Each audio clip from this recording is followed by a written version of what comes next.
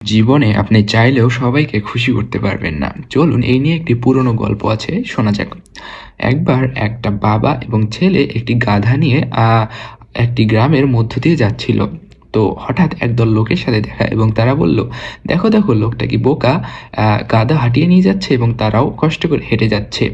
এটি শোনার পর তার বাবা ছেলেটাকে গাধার পিঠে উঠিয়ে দেয় এবং গ্রামের পথ দিয়ে হাঁটা শুরু করে।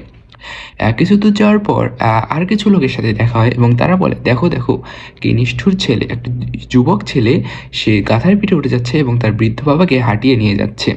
এটা শোনার পর ছেলেটি গাধার পিঠ থেকে নেমে যায় এবং তার বাবাকে গাধার পিঠে তুলে দেয় এবং তারা গ্রামের পথ দিয়ে হাঁটতে থাকে। আবার কিছু দূর যাওয়ার পর কিছু লোকের সাথে দেখা হয় এবং তারা বলে, দেখো দেখো, কেমন বাবা, তার সন্তানকে সে হাঁটিয়ে নিচ্ছে এবং গাধার পিঠে সে একাই নিজে চলে যাচ্ছে। এটি শুনে তার ছেলেকেও বাবা গাধার পিঠে তুলে নেয় এবং কিছু দূর যাওয়ার পর আরও কিছু লোকের সাথে দেখা হয় এবং তারা বলে, দেখো দেখো, লোক দুটো কি নিষ্ঠুর, গাধাটির কষ্ট হচ্ছে তবুও তারা দুজন গাধার পিঠে উঠে বসে আছে। এটি শোনার পর লোক দুটো কি করে, গাধাটাকেই একটি বাঁশের সাথে বেঁধে নেয় এবং তাদের ঘাড়ে করে নিয়ে যাওয়া শুরু করে।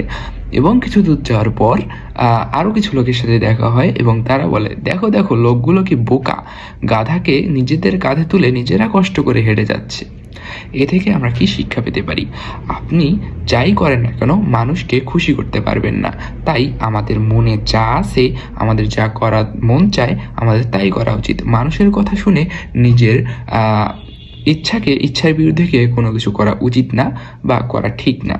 আপনার মনে যা আছে তাই আপনার করা উচিত। লোকে কি বললো না বললো তাতে কিছু যায় আসে না, তাদেরকে আমরা কখনোই খুশি করতে পারবো না।